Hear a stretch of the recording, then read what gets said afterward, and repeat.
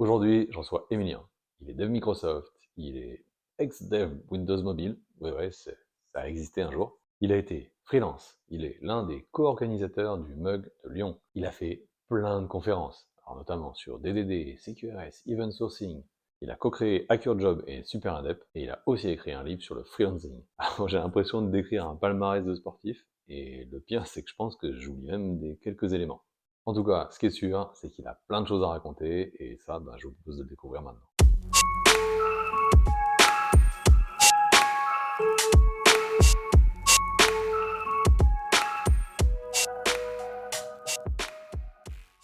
Bienvenue à toi, Emilien. Écoute, ça faisait un moment qu'on s'était pas vu, parce que c'est vrai qu'on est dans la même ville, mais je crois que la dernière fois qu'on s'est vu, c'était il y a quelques années. Bah ouais, exactement. Ça fait une paire d'années, mais c'est pas grave. Je te suis toujours avec autant d'intérêt et d'admiration pour rien te cacher. Donc voilà, super content d'être là pour discuter avec toi et continuer à challenger tout un tas de trucs avec toi. Eh ben, écoute, avec plaisir. Ça m'amène un peu à la première fois qu'on s'est vu. En fait, j'aurais bien que tu te présentes, parce qu'en fait, moi, je t'ai vu, je pense que c'était en 2012, un truc comme ça. Et ouais, ça m'intéresse que tu te présentes déjà un petit peu, et puis tu expliques dans quel contexte on s'est vu, parce que t'étais pas freelance à ce moment-là. Absolument, puisque je me suis lancé en 2013 et donc j'étais encore salarié.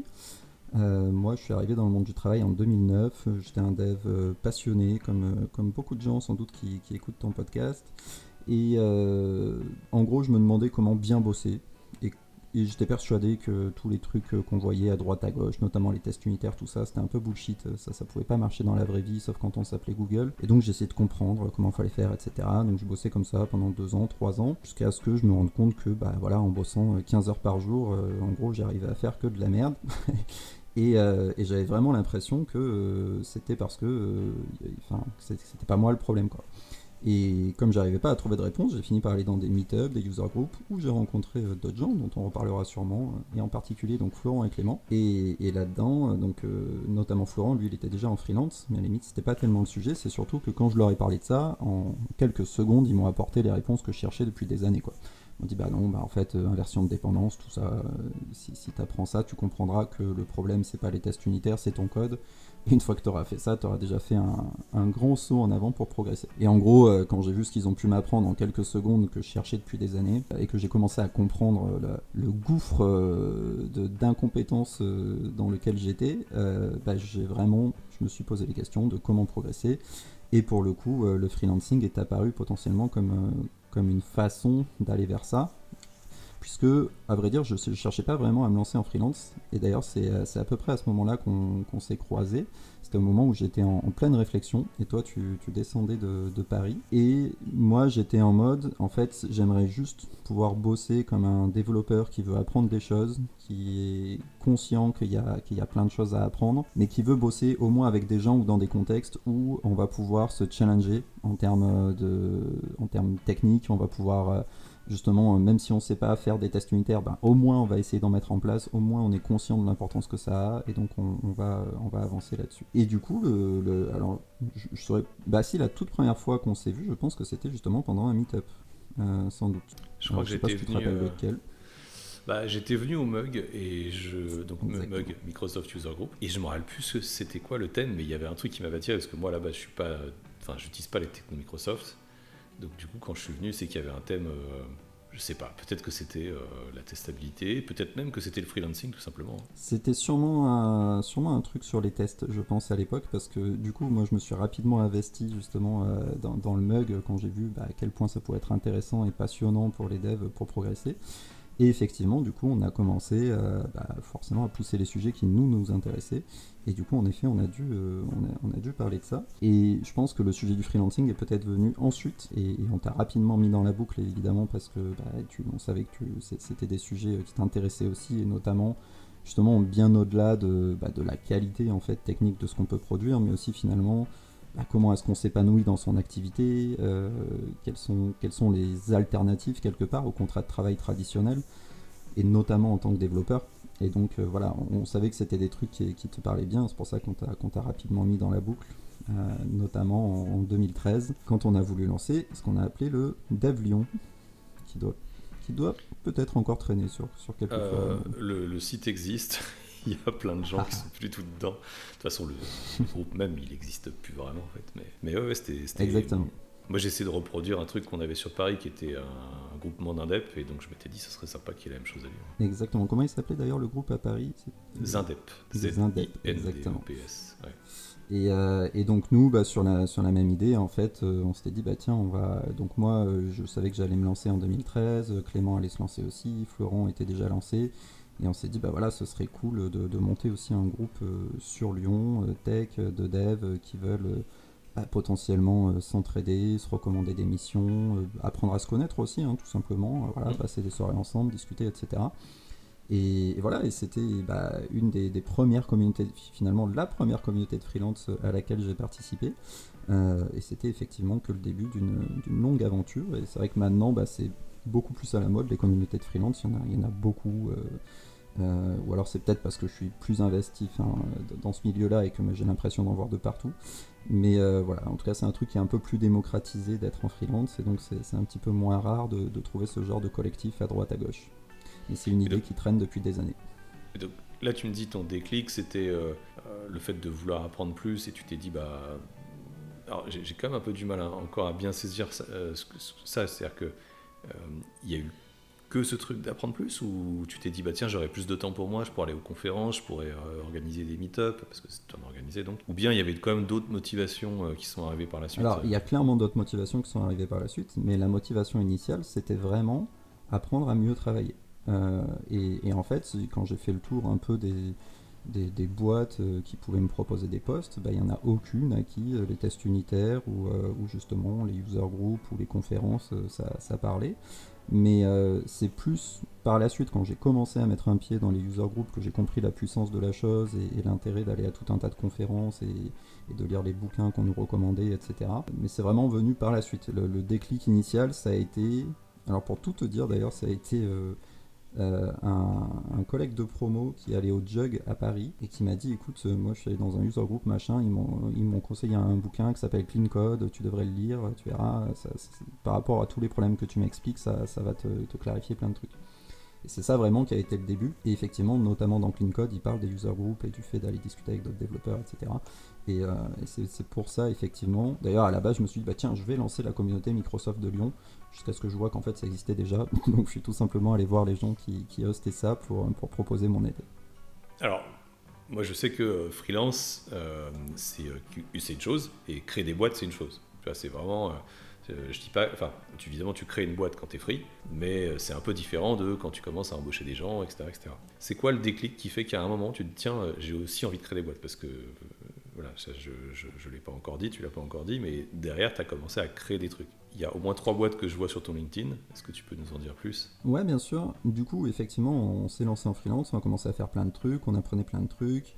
On s'est spécialisé en l'occurrence, pour ceux que ça intéresse, sur les sujets notamment Domain Driven Design, CQRS, Event Sourcing, c'était des sujets qui nous parlaient beaucoup. Et du coup, après est arrivé un truc que je pense beaucoup de consultants connaissent. Je sais pas si toi t'as eu le cas aussi d'ailleurs, mais c'est un petit peu la frustration du consultant, quoi. T'es payé très très cher à aller bosser dans des très grosses boîtes, donc c'est super, la vie est confortable, tu gagnes largement le SMIC LinkedIn, voire 2 ou 3 fois ça, mais t'as cette frustration de...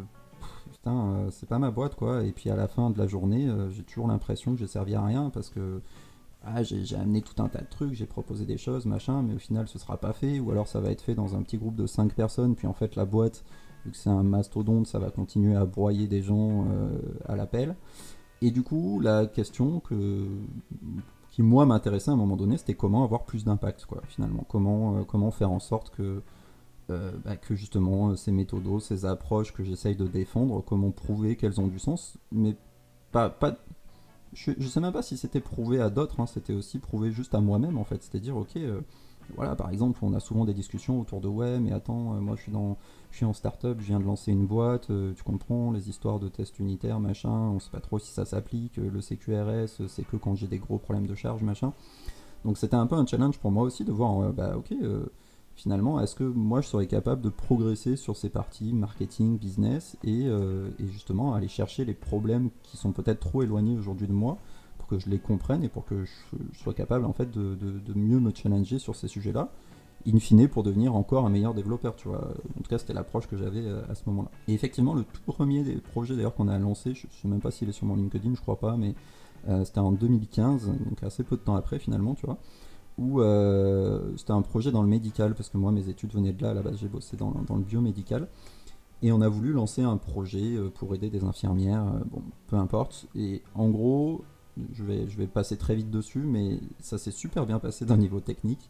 Au niveau technique, on a appliqué tout ce qu'on avait lu, qu'on voulait mettre en place, le fait d'être super proche des utilisateurs. Tu vois, on se levait à 4h du matin pour aller faire des tournées avec les infirmières pour comprendre leurs problèmes, de quoi elles avaient besoin, machin. C'était top, on est parti d'une idée, à la fin du mois le truc avait plus rien à voir, mais le mec était prêt à nous payer 10 000 euros en face pour qu'on mette ça en œuvre. Donc nous on était super contents de l'approche et tout. Et en fait au moment d'encaisser ce chèque, ben, on n'a jamais pu l'encaisser parce qu'on ne s'est pas entendu avec nos associés. Donc à l'époque, pour changer, j'étais avec Clément et Florent sur la partie tech. Et on avait deux autres associés sur la partie commerciale justement qu'on avait voulu déléguer en étant conscient que c'était pas forcément notre force quoi. Et en fait on n'a jamais réussi à s'entendre avec eux. Pour la faire courte, ils voulaient vraiment une trop grosse part du gâteau, voilà, de leur point de vue, en gros tout l'intérêt de la boîte était cette partie commerciale et la partie technique était très peu valorisée. Et donc voilà, du coup ça a été notre première grosse frustration d'entrepreneur, de se rendre compte que l'humain évidemment c'est hyper important. 5 personnes pour lancer une boîte ça fait beaucoup. Et en fait, tu as besoin d'avoir des gens en qui tu fais confiance. Et vraiment, les gens à qui tu peux faire confiance, c'est pas quand tout va bien, évidemment, que tu peux les trouver. C'est quand ça commence vraiment à être un peu galère ou qu'il y a des vraies questions un peu difficiles à se poser. C'est là que tu vois en fait les gens sur qui tu peux compter et les gens qui ont vraiment les mêmes valeurs que toi, quoi. Et donc ça a vraiment été effectivement le moment où on s'est dit, ok, bon en fait maintenant, on va continuer à aller dans cette direction-là, essayer de lancer des boîtes. Mais on va juste changer deux choses. On va plus s'associer avec d'autres gens parce que déjà 3 c'est beaucoup. Enfin après, il faut jamais dire jamais, mais en tout cas, c'est l'idée qu'on a eue.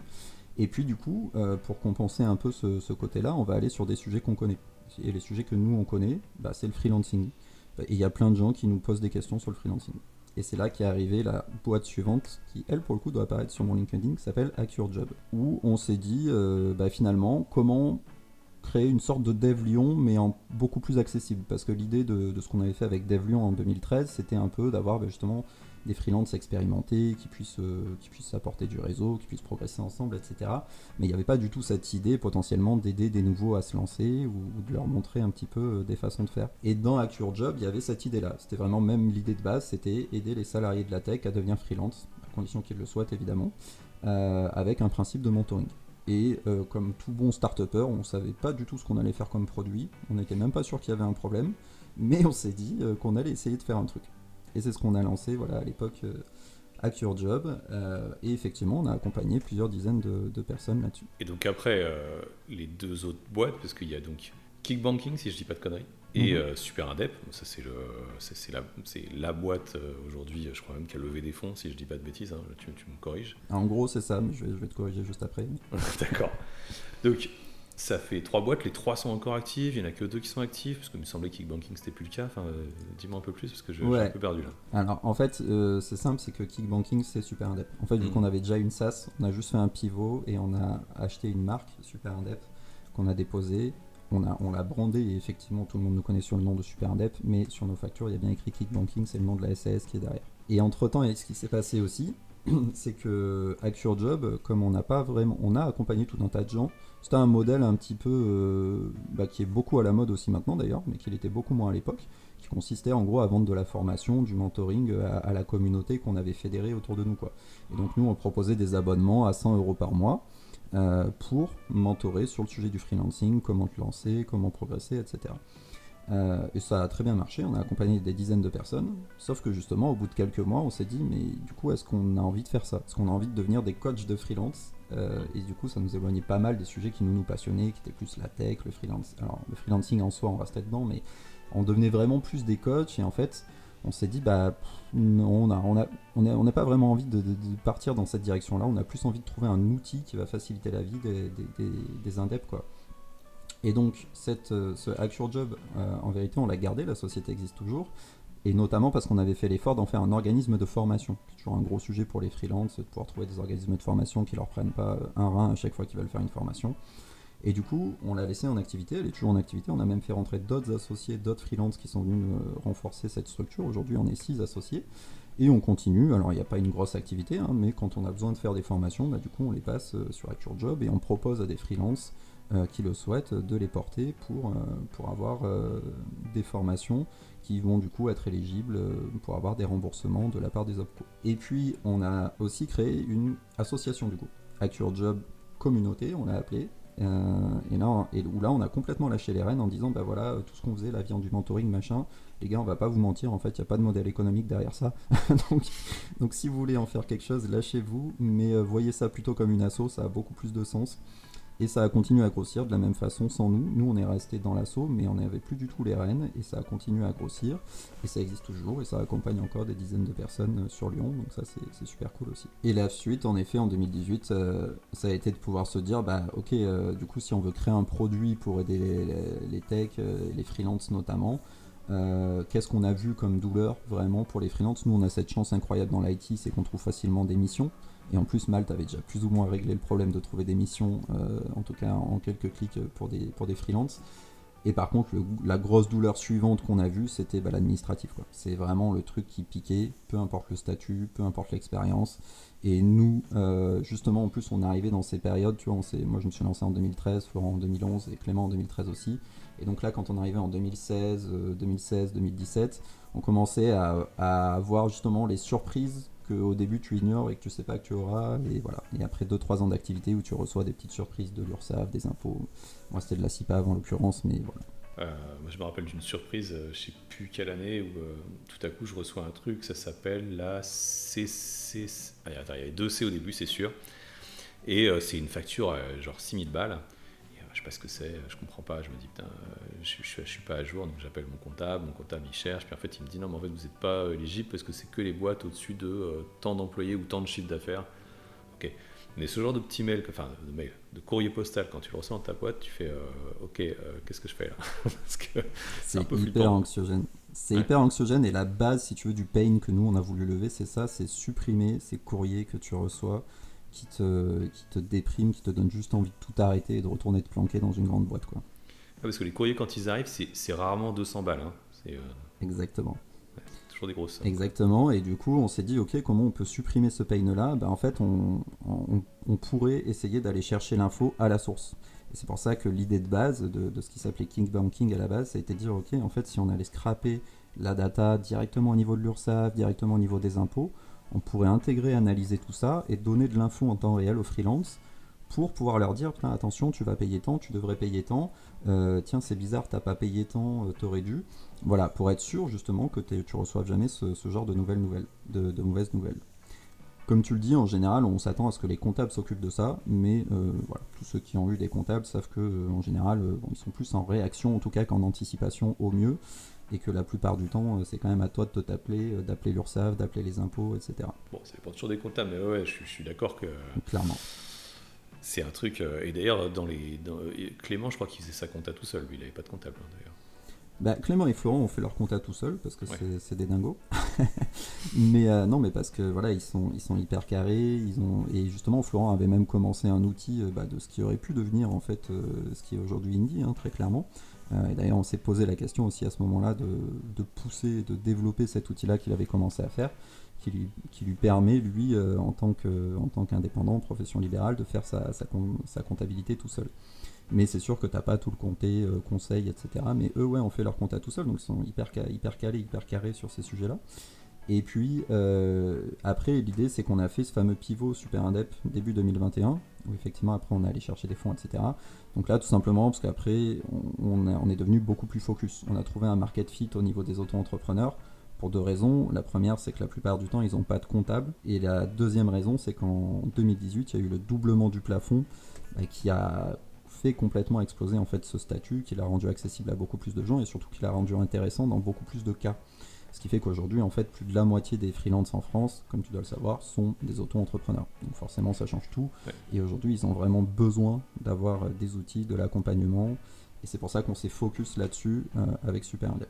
Je pense que c'est bien de préciser pour tous ceux qui ne comprennent pas forcément ce point-là. Moi, quand j'ai démarré, donc, auto-entreprise, il y avait un plafond, je crois que c'était 34 ou 38 000 euros. Et en gros, au-delà de ce seuil-là, donc c'était le chiffre d'affaires qu'on pouvait faire sur l'année. Et si on dépassait ce chiffre d'affaires, on ne pouvait plus rester sur ce statut-là, ou tout du moins, on devait avoir des déclarations un peu plus complexes au niveau de la TVA. Parce que jusqu'à ce seuil, en gros, il y avait juste une déclaration simplifiée qui disait, voilà, ça c'est mon chiffre d'affaires, et on payait, je crois que c'est 20-22% à peu près 22, ouais. d'imposition sur les revenus, mais c'est tout, quoi. Mais ce seuil à 34 ou 38 000 pour quelqu'un qui fait du dev, globalement à 500 balles la journée, et même mettons que quelqu'un soit à 300 balles la journée, ce qui est vraiment très très peu, mais 300 balles la journée sur une année entière, en fait il dépasse, de toute façon c'est 30 000, enfin c'est 34 000. Exactement. Et en 2018 ils ont doublé, ils sont passés à 78, c'est ça? Alors ils sont passés à 72 à l'époque, ils sont passés de Ouais. 36 à 72. Maintenant là effectivement on est quasiment à 78, on est à 77 700. Et en fait ça a créé une nouvelle problématique sur le marché, c'est que du coup un auto-entrepreneur pouvait avoir à gérer de la TVA. Et ça, ça fait partie des fameux courriers axiogènes dont on parlait au début, puisque en fait là actuellement c'est la période où, vu que le doublement du plafond a eu lieu en 2018, au bout de 3-4 ans, ils commencent à se rendre compte qu'il y en a qui auraient dû payer de la TVA et qui ne l'ont pas fait, et du coup, ils commencent à envoyer leur petit courrier qui réclame 20% du CA sur le nombre d'années de dépassement. Donc vous imaginez, c'est toujours des courriers en général en dizaines de milliers d'euros. Ça fait jamais plaisir de les recevoir, et toutes les semaines, nous, on récupère des clients chez Super Indep qui reçoivent ce genre de courrier. Alors heureusement, à force de faire de l'information et de communiquer et de prévenir, il y en a aussi qui arrivent avant, hein. Mais voilà, il y en a vraiment beaucoup qui se font avoir avec cette problématique-là. Et toujours pour préciser, parce qu'en fait, AE, enfin auto-entreprise ou micro-entreprise d'ailleurs, je crois que c'est le vrai nom, c'est un statut. Parce qu'un freelance, quand il doit bosser en France, évidemment, il doit avoir une entreprise. Hein, alors, pour la petite anecdote, moi j'ai plein de gens qui s'inscrivent sur Malte, puis tu sais, qui se désinscrivent genre quelques jours après et qui disent « Ah, je savais pas qu'il fallait une entreprise en France pour bosser. » Oui, le travail au noir, c'est quelque chose qui n'est pas autorisé. Aussi, est-ce que je suis obligé de déclarer mes revenus? En général, c'est mieux, ouais. Ouais, souvent, ouais. Et donc, il y a d'autres statuts. Moi, j'avais pas pris ça. J'avais pris, je crois, URL ou SASU, je m'en rappelle plus, qui ont d'autres avantages. Mais c'est vrai qu'avec le doublement du plafond, ça devient quand même assez intéressant parce que c'est une administration simplifiée. Alors, c'est pas toujours optimal pour plein de sujets, mais c'est quand même tellement agréable de ne pas avoir d'administratif, ou moins en tout cas d'administratif, que c'est sympa, quoi. Exactement, il y a quand même plein de sujets, mais voilà, et notamment un truc à savoir, c'est qu'en fait tu peux dépasser le plafond. Donc en fait aujourd'hui, même pour des devs, en fait le principal truc à savoir, c'est que si tu as peu de frais, c'est hyper intéressant, pour des raisons qu'on pourrait détailler, que vous pourrez trouver éventuellement sur ma chaîne YouTube si vous creusez, en tout cas sur la chaîne YouTube de Super Indep. Mais du coup, ouais, l'idée c'est vraiment, si vous avez peu de frais, vous pouvez en plus éclater ce plafond, et vous pouvez l'éclater 2 années de suite avant d'être obligé de changer de statut. Donc même si vous faites dev, vous faites 300 000 euros de CA si vous voulez, vous pouvez le faire 2 années de suite avant de passer en EURL ou en SASU, et ça permet vraiment de bien optimiser son démarrage, quoi. Moi, j'ai envie de revenir sur la partie création de boîte. Après, on reviendra sur le freelancing. Yes. Mais sur la partie création de boîte, ça m'intéresse parce qu'en fait, vous êtes 3 à avoir créé donc successivement 2 boîtes, on va dire 2, même si tu as changé de nom, ça fait 2 boîtes. Et ces boîtes, c'est vrai que traditionnellement, on nous dit il faut pas être 3 tech, quoi, parce que 3 tech, c'est pas un super équilibre. Je veux dire, normalement, on essaie d'apprendre des choses de l'autre, quoi. On n'est pas fort en sales ou en marketing, etc., etc. Qu'est-ce qui fait que ça a quand même marché? Ou bien qu'est-ce qui fait que vous avez, j'imagine, chacun dû apprendre des métiers qui n'étaient pas les vôtres à l'origine, et comment ça s'est passé en fait? C'est quoi un peu ton retour finalement là-dessus? Mon retour, c'est qu'en fait, avant de chercher, je pense, des compétences complémentaires, il faut chercher des gens avec qui vous entendez super bien, c'est ce qu'on disait juste avant. Ça, c'est vraiment le point primordial, et c'est à mon avis plus important que de trouver des gens complémentaires. Mais après, je suis d'accord avec tout le monde, hein. Idéalement, en plus d'avoir des gens avec qui tu t'entends hyper bien, tu voudrais qu'ils soient complémentaires et qu'ils apportent potentiellement les compétences que tu n'as pas. Le truc, c'est que même quand tu es tech, en vérité, tu arrives toujours à trouver des sujets sur lesquels tu es plus ou moins fort. Et voilà, typiquement, moi, ça m'avait toujours intéressé, par exemple, de faire beaucoup d'évangélisation, beaucoup de conférences. J'avais un blog qui était relativement actif. J'essayais même à l'international d'être assez présent, pareil sur ce qui s'appelait Twitter à l'époque, quand c'était encore fréquentable, où on pouvait avoir un super réseau, une super communauté. Donc moi en fait le côté évangélisation, discuter de ce qu'on fait, essayer d'expliquer de façon simple des trucs compliqués, c'est un truc que j'ai toujours aimé faire, tu vois. Et donc naturellement je me suis plutôt, au moment où effectivement où il a fallu quand même se répartir les postes, puisqu'en effet il y a toujours tout un tas de trucs à faire dans une boîte, naturellement je me suis plutôt dirigé vers le poste de CEO parce que c'était finalement moi que ça dérangeait le moins de prendre la lumière, moi qui ai une appétence naturelle pour aller raconter des trucs dans des vidéos, essayer de simplifier des concepts et essayer d'aider des gens comme ça. Florence est naturellement orienté vers le poste de CTO parce qu'en fait c'est juste un tueur. Voilà, toi et moi on en connaît des devs comme ça qui sont hors du commun. T'en croises de temps en temps et ces gens-là, ben, en fait, tu sais très bien que voilà, enfin il y a le fameux mythe du 10x engineer hein, auquel je ne crois pas et lui non plus d'ailleurs. Mais c'est quand même un fait qu'il y a des gens qui sont d'une productivité assez incroyable quand il s'agit de la tech. Et lui, il fait partie de ces gens-là, et donc ça a vraiment fait sens qui prennent en charge vraiment cette partie-là, même si de toute façon à la base, et c'est ça qui est hyper intéressant, de toute façon au début on a tous bossé sur le produit, puisque la première étape c'était quand même de sortir un truc satisfaisant, notamment dans l'optique d'aller lever des fonds derrière, tu vois, il fallait quand même avoir quelque chose d'un peu costaud en termes de produit. Ah, mais c'est là où Et moi Florent, j'ai une question. ouais. Ouais, non, je vais te laisser finir après avec Clément.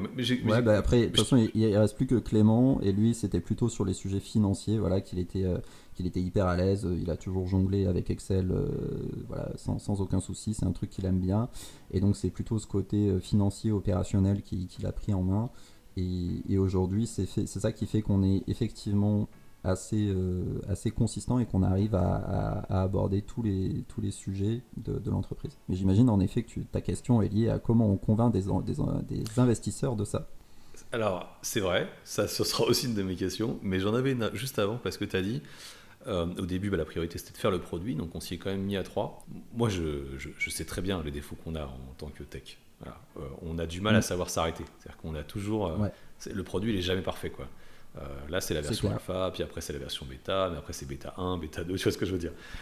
Ah, tout à fait. comment vous avez fait pour vous dire, non, mais là, c'est bon, là, on a quelque chose, on peut y aller, quoi. Ça sert à rien que ce soit parfait. En fait, on a tellement souffert de ça en consulting de partout, et c'est notamment, tu vois, parmi les trucs qu'avec une approche domain-driven design, tu arrives à identifier assez facilement, tu vois, en fait, c'est quoi ton cœur de métier, où est-ce que tu veux investir, pourquoi, que effectivement, on n'a surtout pas voulu tomber dans ce piège-là, et on s'est donné un certain nombre de règles. Par exemple, dès le début, on a dit jamais on fera, enfin jamais, et encore une fois, il faut jamais dire jamais, mais en tout cas, on veut pas lancer un produit gratuit.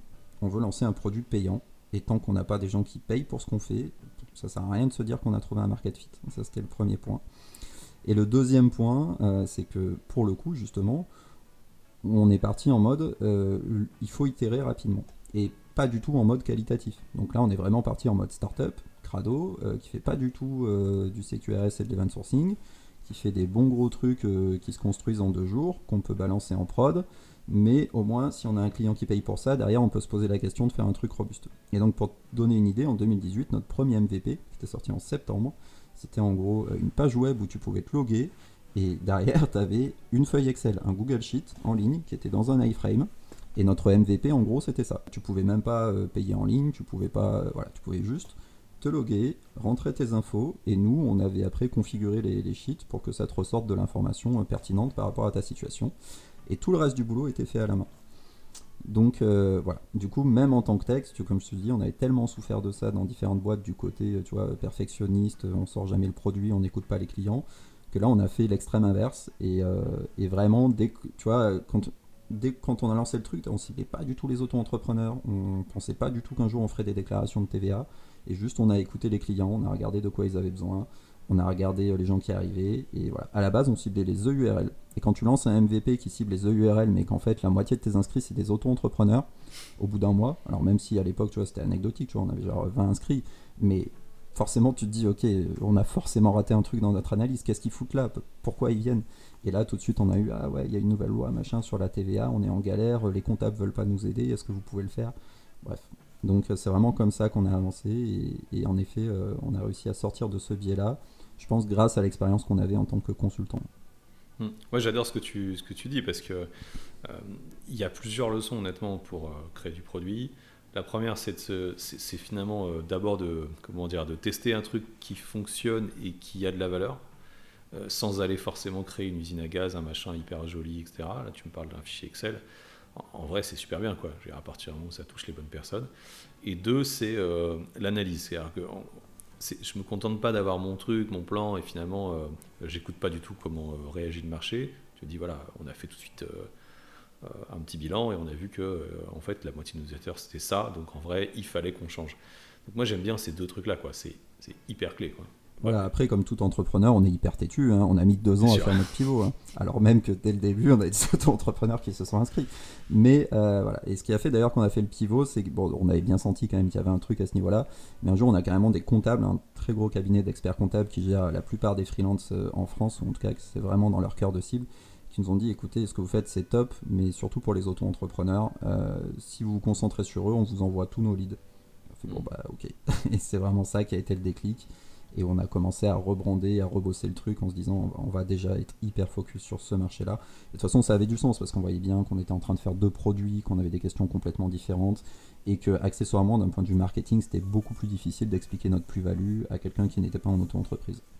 Bon, du coup, la question suivante, effectivement, c'était comment avec une équipe. Parce que ce que les gens ne savent pas forcément, c'est que la première chose qui est regardée par les investisseurs pour aller mettre de l'argent dans une boîte, c'est pas forcément l'idée, parce qu'en fait les idées, ils ont vu peut-être 10 fois la même, hein. Enfin, il faut se le dire, c'est les équipes. C'est-à-dire qu'en gros ils regardent, est-ce que le duo, le trio de personnes qui vient me voir, il a l'air crédible. Donc, comment ça marche quand c'est 3 techs? En fait, c'est ça, ils parient sur des gens. C'est hyper important. Alors, surtout en première levée de fonds, évidemment. Après, si tu as déjà un succès entrepreneur et que tu as bossé, tu as déjà fait 2 boîtes, bah, c'est beaucoup plus facile, évidemment, d'aller relever des fonds. Et là, le truc, c'est que justement, on a joué un peu là-dessus. Je pense qu'il a fait que ça a marché, c'est que c'était un peu le contre-pied de tout ce qu'ils voyaient habituellement. Parce que ce qu'ils voient habituellement, c'est des gars qui sortent de grandes écoles, qui ont l'idée révolutionnaire du monde, qui ont budgété 30 000 euros pour faire le produit, et bizarrement, qui n'arrivent pas à le faire. Enfin, ils se rendent bien compte que derrière, dans l'opérationnel, dans l'exécution, c'est compliqué, quoi. Et nous, on a exactement le problème inverse de toutes ces startups-là, effectivement, qui est, ben, en fait, on a un pain de ouf, on a un produit de ouf. Par contre, il n'est pas forcément aussi sexy que la concurrence, et on n'a pas forcément tous les biais, enfin tous les canaux qu'il faut utiliser pour aller faire du marketing de masse, pour aller chercher tous les auto-entrepreneurs, etc. C'était pas un truc qu'on savait faire, quoi. Mais par contre, on a réussi à les convaincre effectivement qu'on allait apprendre à le faire, et justement là-dessus, on a joué sur le fait que j'avais déjà une certaine audience, que j'avais déjà écrit un livre, que j'avais déjà l'habitude d'aller faire des conférences à droite à gauche, et que continuer à aller sur ce sujet-là pour fédérer une communauté d'auto-entrepreneurs, c'était un truc qu'on serait capable de faire.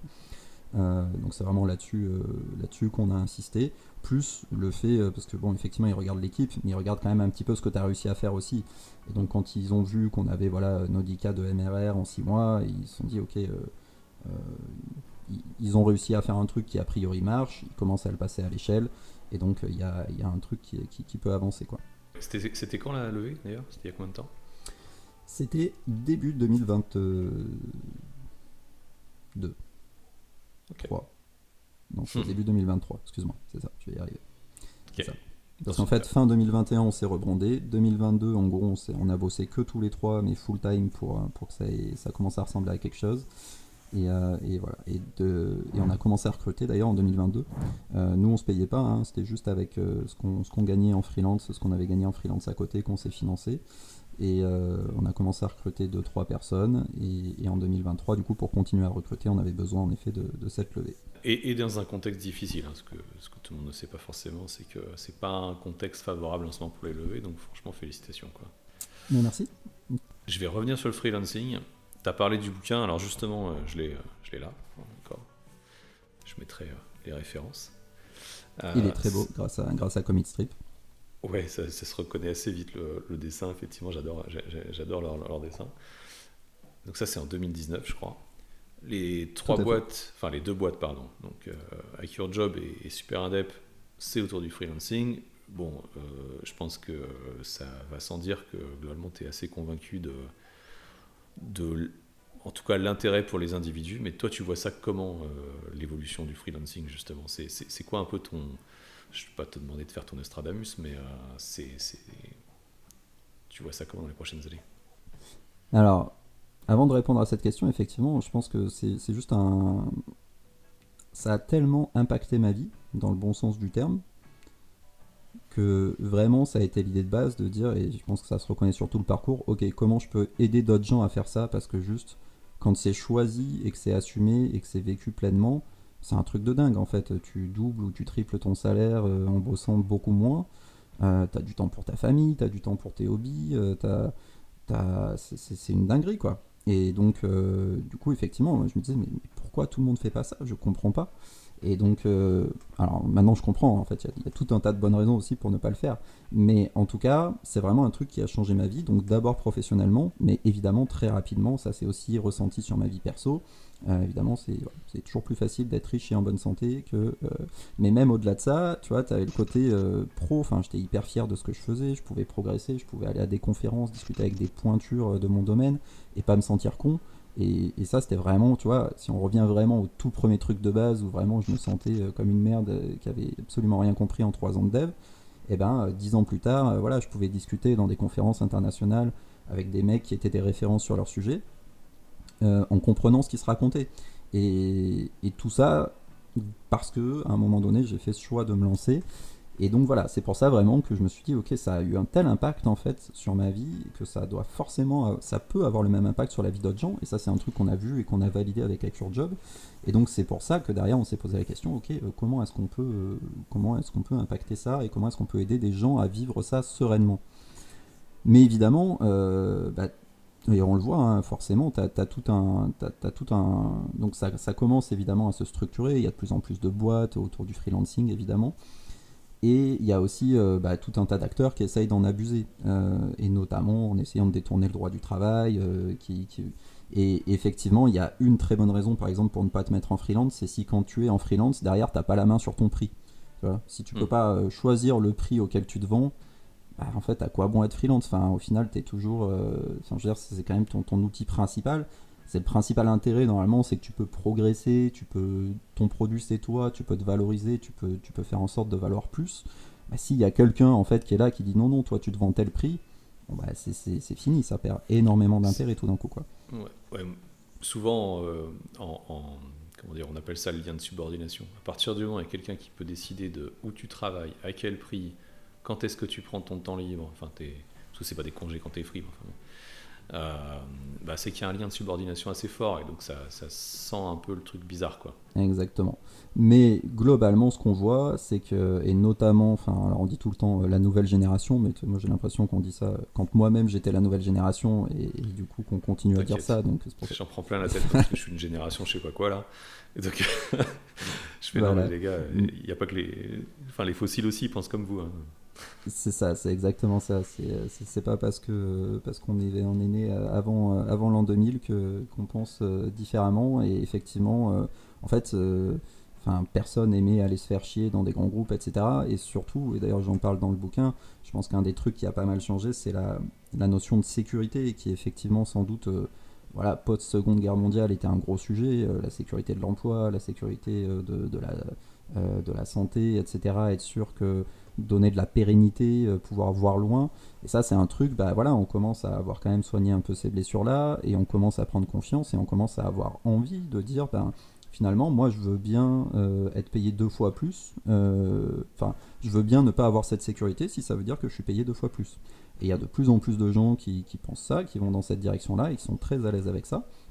Et qui sont à l'aise dans les deux sens, c'est-à-dire qu'ils sont à l'aise pour dire j'accepte aussi le jeu, qu'on me dise en fait là si la boîte avec laquelle je travaille la semaine prochaine elle a plus besoin de moi, et elle me dégage et puis j'irai bosser ailleurs et puis j'apporterai mes compétences ailleurs, et finalement c'est gagnant-gagnant parce que la boîte elle pouvait plus me payer, donc à quoi ça sert de la forcer à me garder et qu'au final derrière elle puisse plus dégager de bénéfices. Et moi, de toute façon, si j'ai été bon dans ce que j'ai fait, dans ma façon de me former, de toute façon, quand il y a une crise pour un secteur, c'est toujours une opportunité dans un autre. Et ça, c'est un truc, justement, j'ai réédité le bouquin en 2022, post-Covid, parce que je voulais parler de cette expérience-là, du fait que, notamment dans Job, mais même moi à titre perso, j'ai vécu cette expérience où j'étais effectivement chez un gros vendeur en ligne, donc qui a beaucoup souffert pendant le Covid, du coup qu'on dégageait tous leurs prestataires. Sauf qu'à côté, j'ai été embauché par un vendeur d'or qui, lui, a vu son business exploser durant la période. Et voilà, et c'est un truc assez classique finalement, quoi. Faut encore une fois être adaptable et voir que, en fait, vivre avec ce risque, entre guillemets, finalement, souvent, c'est assez logique, quoi. C'est juste essayer de se rendre le plus utile à l'endroit où on a besoin de toi, au moment où on a besoin de toi. Et je pense que effectivement la nouvelle génération est de plus en plus à l'aise avec ça, même si nous on l'était déjà. Mais c'est vrai qu'à notre époque, les freelances c'était plutôt l'exception. Et aujourd'hui, plus ça va, et plus c'est dans l'autre sens, quoi. L'exception, c'est celui qui veut faire carrière dans un grand groupe. Ouais. Même si un jour je pense que je ferai comment dire, une explication de aussi pourquoi est-ce qu'on a envie de rester dans une boîte, parce que regarde, c'est mon cas finalement. Oui, il y a des Euh, bonnes raisons. mais il y a plein de raisons. On va arriver sur la fin. Moi, j'ai envie de te poser une dernière question. C'est pour quelqu'un qui veut se lancer en freelance, ce serait quoi un peu les conseils que tu lui donnerais? Tu vois, quels seraient les... ça peut être varié, hein. Tu peux parler de prospection, de statut, ou pas du tout, de motivation, etc. Donc, c'est quoi un peu les premiers conseils que tu lui donnerais? Et alors, le premier conseil, effectivement, c'est de savoir pourquoi. Qu'est-ce que tu vas y chercher. Voilà. Moi, c'était progresser dans mon boulot. Et d'ailleurs, justement, pour l'anecdote, j'étais tellement focus là-dessus que mes 2 premières années, en fait, je me suis sous-payé. C'est-à-dire, en gros, je m'étais augmenté de 300 € entre mon salaire salarié et quand j'étais freelance. Et en fait, au bout de 2 ans, bon, aussi parce que j'avais été mal conseillé, mais peu importe, au bout de 2 ans, du coup, je me suis rendu compte qu'en fait, ça fait 2 ans que je pouvais me payer le double, tu vois. Bon, bref. Mais du coup, savoir pourquoi on veut se lancer, ça c'est le premier truc. Et sachant que ça peut être l'argent, hein. Enfin, moi, j'ai aucun problème avec les gens qui me disent, bah ouais, moi, mon but, c'est de gagner 5000 balles par mois. Écoute, pourquoi pas, ça peut être un objectif comme un autre, même si en vérité, si tu creuses bien, il y a sûrement d'autres raisons derrière, pourquoi tu as besoin de ces montants-là, etc. Mais tu vois, peu importe. Mais en tout cas, peu importe la raison, ça, il faut que tu saches pourquoi tu te lances, et comme ça, tu peux faire un check-up régulier pour dire, ok, est-ce que effectivement, là, j'ai atteint mes objectifs. Par exemple, il y en a beaucoup qui parlent de liberté. Ils disent, ouais, moi, je vais être freelance pour être libre. Ouais, mais en fait, quand t'es freelance, t'es pas si libre que ça, hein. Surtout quand t'as un client à plein temps. Potentiellement, tu prends pas forcément tes vacances quand tu veux, même si tu devrais. Des fois, on peut t'imposer tes réunions, même si on devrait pas trop te les imposer. Enfin bref. Donc voilà, il faut vraiment se poser les questions de quels critères on veut, comment le valider. Le seul autre truc que je voulais dire, c'est voilà, la première étape, c'est de trouver des clients. Avant de monter ta boîte, avant d'aller rencontrer des gens, de te poser des questions, voilà, trouve des clients. Et une fois que tu as des clients, ok, là, tu peux aller te poser la question de monter ta boîte, etc. Et le dernier conseil, c'est surtout reste pas tout seul. Donc entoure-toi, parce qu'effectivement, la plupart du temps, tu trouveras pas de soutien dans ta famille, dans tes proches, etc. Donc tu entoure-toi, trouve des user groups ou autres, hein, si t'es pas dans la tech. Il y a plein de communautés de freelance, comme on l'a dit, et ça c'est hyper riche pour se lancer. Et c'est vrai d'ailleurs pour tous les entrepreneurs, pas que pour les freelances. Ok, top. Bah écoute, merci beaucoup pour ces derniers conseils.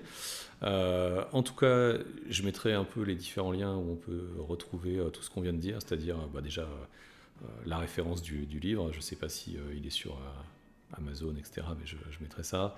Le lien de Super Indep, de l'association Hack Your Job. Je préciserai, alors, tu disais tout à l'heure qu'il y avait une chaîne YouTube aussi sur Super Indep, je la mettrai également. Merci beaucoup d'être venu et de parler de tout ça, parce que franchement c'était très riche, il y avait plein de sujets super intéressants. Et bah avec beaucoup de plaisir, Hugo. Ciao Hugo, merci beaucoup.